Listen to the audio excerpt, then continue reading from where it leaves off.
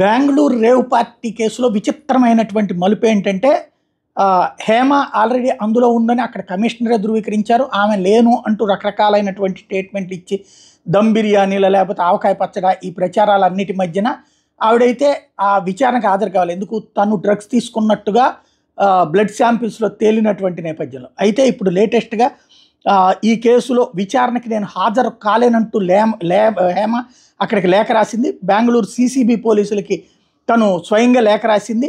Viral ఫీవర్తో బాధపడుతున్నానంటూ అందులో mention చేసింది. CCB ఎదుట హాజరయ్యేందుకు కొంత సమయం కావాలని కోరింది. మరోసారి హేమకు నోటీసులు ఇచ్చేందుకు సిద్ధమైంది సిసిబి.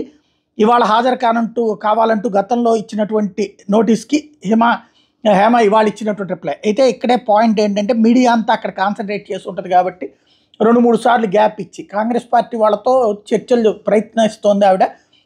ఈవెన్ మంచు విష్ణు ద్వారా రేవంత్ రెడ్డితో మాట్లాడించి అక్కడ ఉన్నటువంటి సిద్ధరామయ్యతో మాట్లాడించే ప్రయత్నం చేస్తోంది.